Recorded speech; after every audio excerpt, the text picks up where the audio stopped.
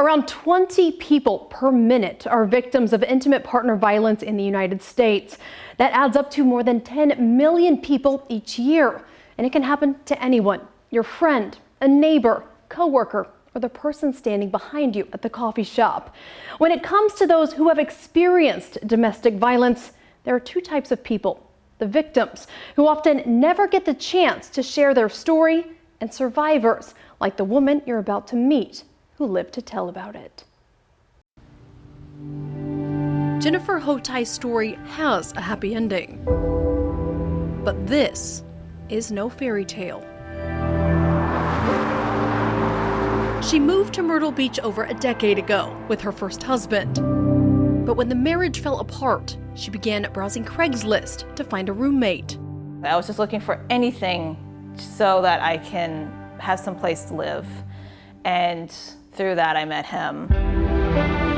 Over time, the friendship grew into a romantic relationship, eventually going from roommates to husband and wife. Things started normally, but within the first year of marriage, she started noticing red flags. He had addiction problems, serious anger problems, and some violent tendencies too, and I just thought, oh, he's going to get over it, he's going to grow out of it. Over time, mental abuse turned physical. She says it became so severe and frequent, daily life became virtually unlivable. There's a saying, death by 1,000 cuts.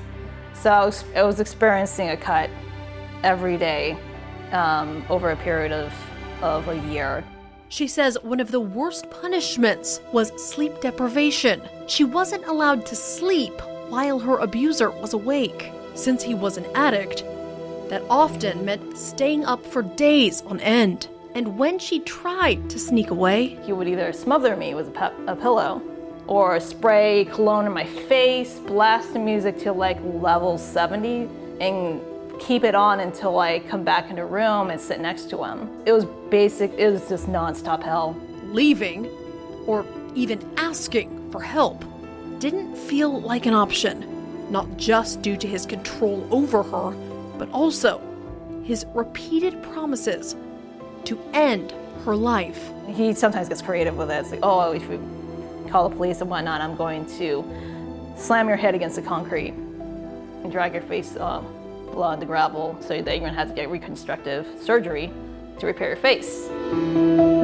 Then, April 22nd of this year, she says after refusing a forced sexual encounter with her abuser, the night erupted in violence, fueled by his rage and substance abuse. She describes it as a moment when something in her just broke. I think subconsciously my mind got into survival mode of my mind, my brain getting into the animal instinct. You gotta get out now or else he's gonna kill you. Jennifer's abuser chased her through the home and into the garage. She says he opened the garage door, trying to flex his power with an ultimatum: stay and remain under his control or be kicked out to the streets. Knowing she might never have another opportunity, she made a run for it. The door opened and my body just acted on its own. And made the call that saved her life. Myrtle Beach 911, where's your emergency?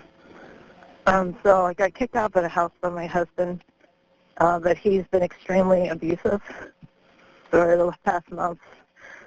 And it's getting worse and worse. So he's threatening to kill himself or kill me. Does he have any weapons, like guns, knives? He just has knives. An officer to you, just stay at the pool. When officers arrested her abuser, she felt a moment of relief until she received an email the next day from the Myrtle Beach police saying he was being released. Isolated and with nowhere to go, she started looking at what to do and where to go next. But it wouldn't be easy. According to a survey by the National Network to End Domestic Violence, approximately 81% of all unmet requests by victims in South Carolina last year were for housing and emergency shelter. I feel like the process for getting the order of protection was easy. The other part about seeking shelter and safety, that was pretty much non-existent because when I called many times and called to the phone numbers that the police department provided for me, They were either all busy signals or they're saying they weren't open or didn't have any room. Jennifer Hotai's story is harrowing and at the same time all too common. 1 in 3 women and 1 in 4 men experience some sort of intimate partner violence. In South Carolina, the numbers are even higher, up to 42% of women and 29% of men. And the state ranks 6th in the nation for number of women murdered by men.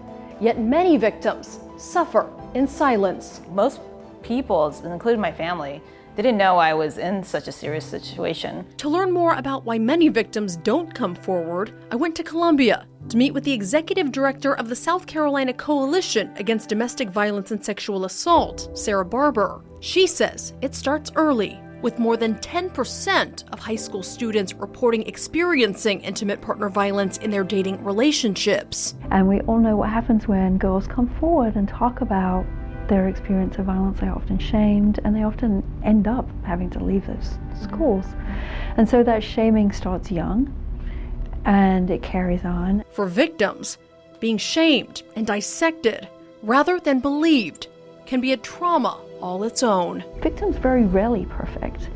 And why should they be? Why does somebody have to reach a level of perfection before we believe them? Because then we're still not going to believe them. Barbara also reminds us, despite the circumstances, at the center of these relationships is love. So when you ask a victim why they don't just leave, the answer can be complex. When you love someone enough, you think that you can help them and get over this behavior, and that's the trap right there. The first response is another question, which is leave and go where? To help victims in Horry and Georgetown counties, the Family Justice Center, led by Executive Director Kim Parsons, works closely with local housing authorities and income-sensitive apartments. For over a decade, the center has provided counseling, safety planning, case management, court advocacy, and other services. Nobody pays for anything. Everything is free. It's also the only agency with a domestic violence shelter serving Horry County, where about 70% of their clients originate. The problem? It's located 45 minutes away in Georgetown. And we only have 3 bedrooms at the shelter to house people, and we have a maximum capacity of 9. So it's not much at all. Then, if a victim needs a ride to the shelter from law enforcement, it takes double the resources. An Horry County deputy drives them to the county line, and a Georgetown deputy then takes them the rest of the way. As home to the fastest growing city in the nation, it's no surprise the number of domestic violence cases in Horry County has grown every year since 2019. And behind these numbers are people needing help. People like Jennifer Hotai. I wish there was somebody or more resources out there that said, please take a look at this. This could save your life. To meet the growing need, a push from state lawmakers led to an announcement last December, awarding the Family Justice Center $1.5 million to build a new domestic violence shelter in Horry County. But 10 months on, and progress is basically on hold. Parsons tells me it's mostly due to waiting on engineers and the architect to create renderings for the new shelter. When those are complete, they can apply for permits and, once approved, really get the ball rolling. Thanks to a local donor, they have the land. Located off East Cox Ferry Road in Conway, and with the help of Horry County Chief Deputy Tom Fox, we got an exclusive look at the property and a preview of what Parsons says is in store for the future. We're very excited that we're going to have a shelter in Horry County that's going to be at least double the size of our shelter now. So we're looking at 18 to 20 beds. All of our staff will be in a building in the front. And one thing that I'm very excited about, because I'm a huge animal lover. I was waiting for this. I had this on my list. Yeah. So we're going to have a pet area for cats and for dogs. But that's a big reason why sometimes people won't leave. They don't want to leave their pet. Parsons tells me they're hoping to have the new shelter up and running by December 2023.